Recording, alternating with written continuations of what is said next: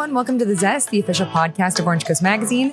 I'm Chelsea Ranieri, and today we have a special episode with a Zest partner. She is an international opera singer who has been recognized by the New York Times for being a vocal trapeze artist. You can see her perform at the resort at Pelican Hill in Newport Beach in December for the Holiday High Tea and Songs of the Season event. Thank you so much for being here today, Deanna Breiwick. Thank you so much for having me, Chelsea. Of course. So let's just jump right in. How did you get into singing opera? Yeah. So, I started off playing classical harp. And so that was really my way into classical music.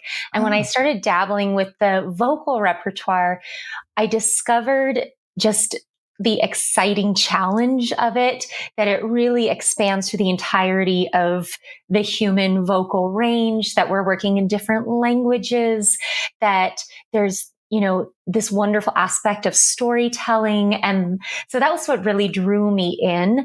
And as I went deeper into it, of course, now we get on, we get into the costumes and great sets and theaters around the world. So it's a very exciting path, not without its challenges, but certainly never boring.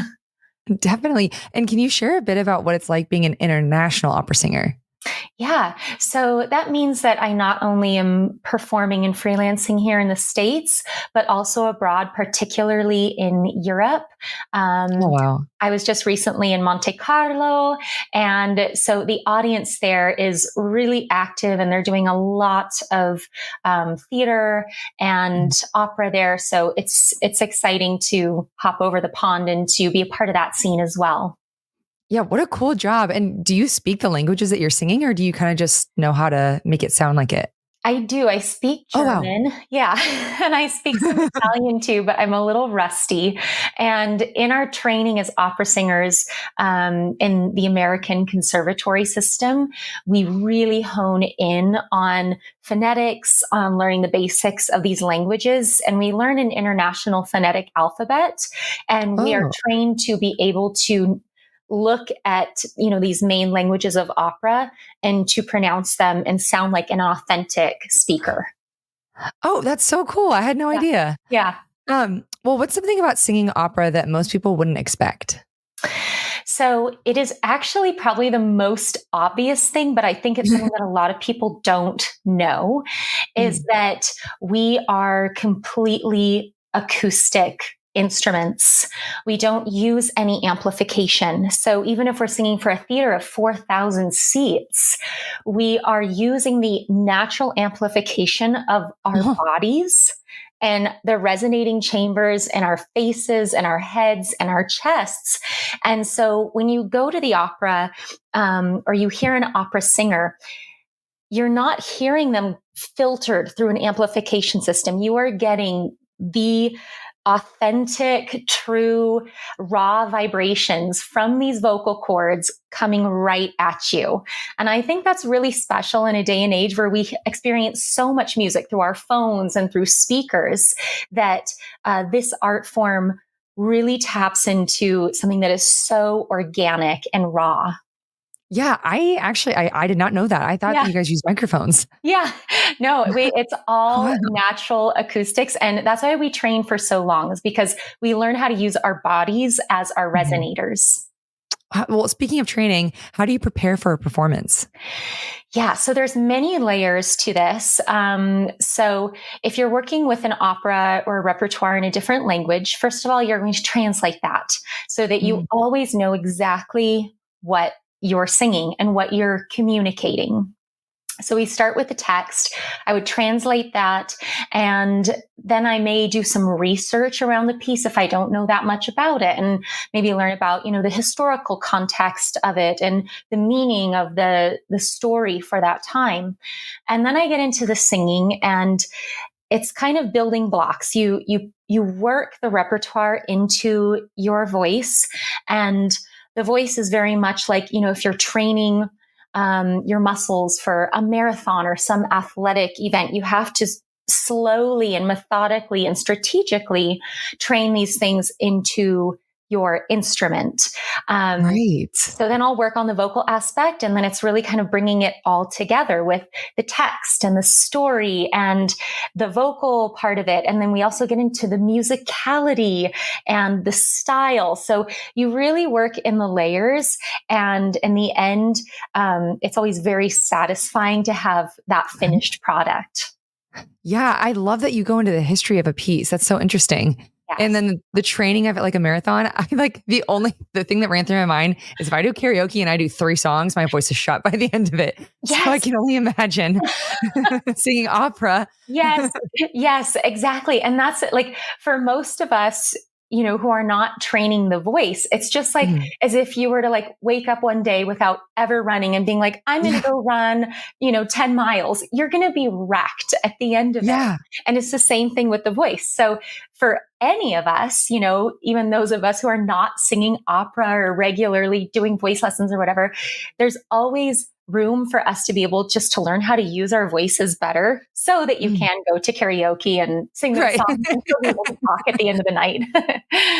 Do you enjoy karaoke, or is that like, you're like, this is work for me, I don't even want to do it? That's a good question. I actually think that karaoke makes me nervous. Really? No way. Of all things. I mean, and I've sung, on stages for thousands. I've done live streams for thousands all around the world. But karaoke, for some reason, it just like always makes me nervous. Yeah. Oh, that's really endearing. I love that. So how did you get connected with Pelican Hill? Yeah. So this was through the Pacific Vocal Series, a nonprofit run by Jay Caldwell. And I've worked with Jay over the years and began to do some performances in Laguna and in the Orange County area. And last year was the first time where I went and I performed at Pelican Hill. And it's just been a wonderful experience overall. Like the resort has such wonderful hospitality, and they take such good care of us as artists. And so we feel like we're able to like really bring our best. And then also we have these gorgeous spaces in which to sing, whether it's in the gorgeous little fireside room or what we recently did down in the Coliseum and singing over and actually in the pool. And so it's really a treat to be able just to enjoy, these beautiful spaces, and also the very, very warm audience that Pelican Hill draws. Tell me about that pool, the singing in the pool that you did. So I saw the like promo that they had, and you literally laid on the water. Yeah. For listeners who don't know, can you kind of talk about what that was like and what the event actually was for too? Yeah. So it was opera at the Coliseum, and there were 400 people there, all seated around the Coliseum. And then us as the singers, there were 4 of us singers and a pianist. We performed around the pool and in the pool. And the concept was first, inspired by Jay with Pacific Vocal Series. And he was looking at this space and thinking, I think this could work like as an acoustic space. And this goes back to when I was sharing that, we don't use any amplification. So we're looking at this and thinking, this could actually be a really great concert hall, an outdoor concert hall. And so we tried it out last year, and it was magnificent. Like I tried a little bit of singing over the water, and it reverberated off the water and filled the whole Coliseum space. Wow. It was really magical. And we thought, oh my gosh, we have something here. And so then Jay pulled together an amazing group of singers and program and worked very closely with Pelican Hill, which then created this amazing event where people were having, champagne and small bites and just a beautiful, beautiful experience of Pelican Hill, of the beautiful views of nature and of opera and live music. So yeah, it was really special. It was the first time I've ever sung in the water, which was definitely something to figure out. Yeah. And I loved it because it felt playful. I felt,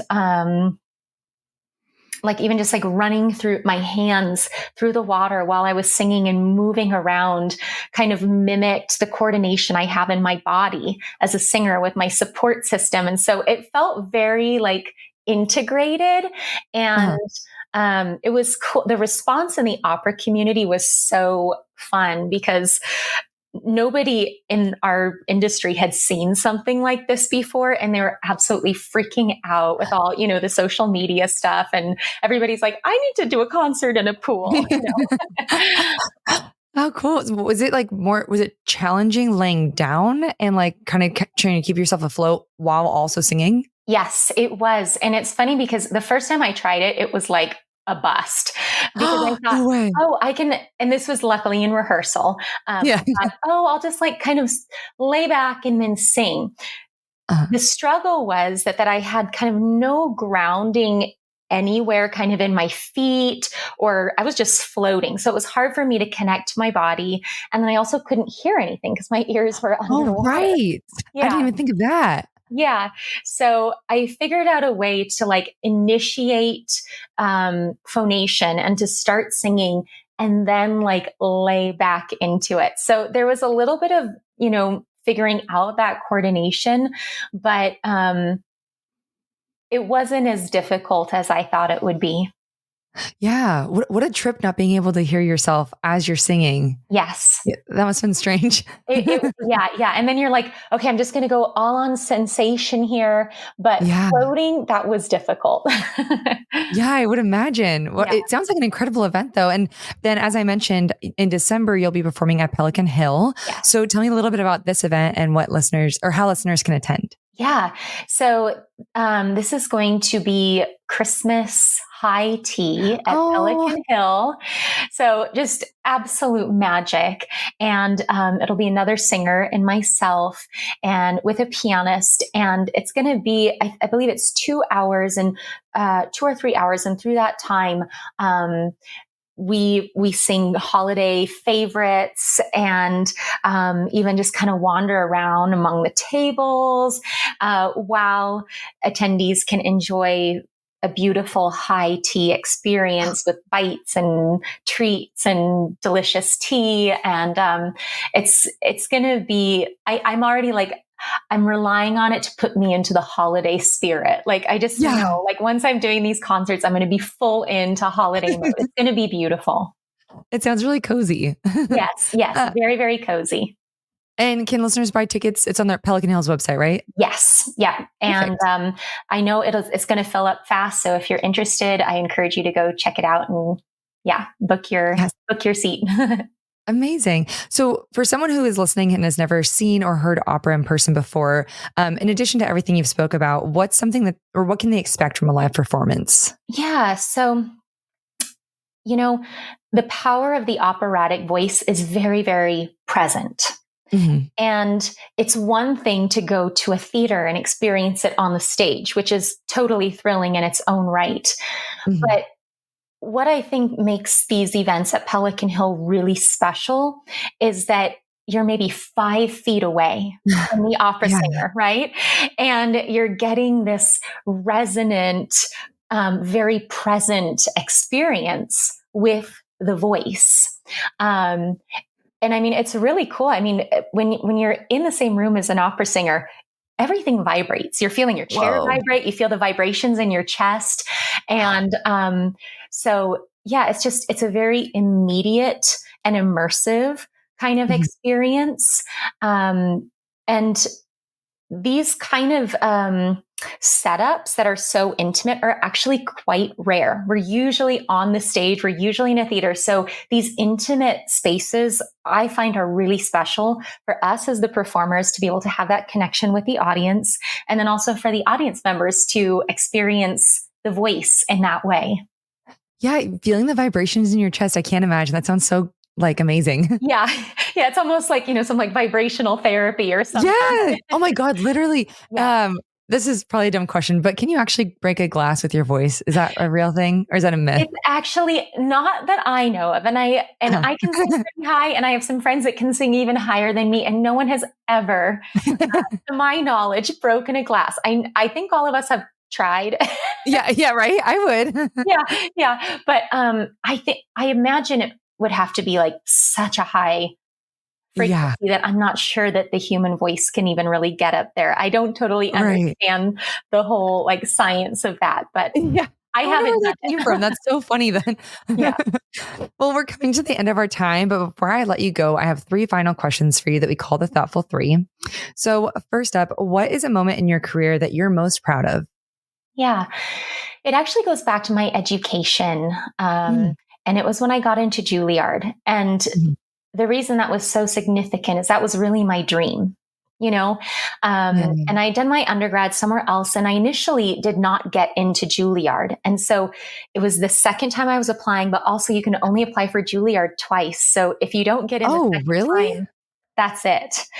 So I knew it was like my one opportunity. And it was really just, it was that combination of putting so much work into it and then also channeling all of my intention and energy to getting into this to achieving this dream really. And I remember every time I would walk by Juilliard, which was frequent because I was at this other school in New York City, as I would Mhm. look up at Juilliard and I had this mantra and I would say, Juilliard is mine in 2009. And I every love that. time I would just chant this little mantra, and I did it for a whole year. And by the time I got to my audition, I felt like I owned the place, and it was the best audition of my life. And it was just one of those examples looking back of like, if you really want something, like just go for it and like give everything you can, and maybe it'll work out like how I got into Juilliard, or maybe you just end up, really growing, and at least having known you've tried everything. Yeah, So definitely. Do you have any advice for pre-audition jitters for fellow singers that are listening? yes. So I would say, first of all, preparation, like as Mm, much as you can prepare. And then like, as you in your preparation, build pressure into that. So whatever might make you nervous, if that means like sharing it with some people in your life, or creating some sort of scenario where you can feel some of that pressure and then yeah. test it under that pressure. I think it's so important to train that. And you can also do that through visualization. Mm, Set up the whole scenario in your head. And as you develop this, it becomes stronger. Now, when I do visualization, I can feel the experience like in my whole body, and then wow. kind of begin to manipulate that, to help prepare you. And then I would say Yeah. breath work, finding, breath practices that can help calm your nervous system and help you be present when your mind is like, Yeah, right. That's yeah. so smart. I love those that advice. And then what would you tell your younger self knowing what you know now? um, I think, I think it would have to do with like being happy right now before the dream is achieved, Yeah. being happy with, the fullness of your life now. Um, I'm a very ambitious person. And Mhm. so I'm always I'm working towards goals. And sometimes I think that I'm working so hard towards that I may be missing like the gifts of the present. And Mhm. so just like recognizing the fullness of happiness and fulfillment right now as you work towards a dream. I find that something in the last couple of years that I'm doing better with. And Yeah. um and then yeah, it's just then you feel more satisfied in your life as it is right now, and you don't want to miss that.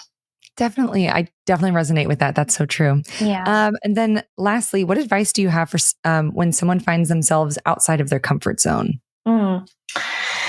I feel like I can speak to this because as a performer, I'm oftentimes outside of my Yeah. comfort zone. Um, it makes me think about recently I was traveling, as I mentioned earlier, in Mhm. Monte Carlo. And whenever I travel, I find I get to know myself in a new way or a different way, because you're experiencing yourself in a new place. Yeah. And I find that when we're put in scenarios or situations where we are outside of our comfort zone, it's almost like internal travel, like Yeah. travel in your internal world, and where you have an opportunity to get to know yourself anew in under this pressure or in this uncomfortable space.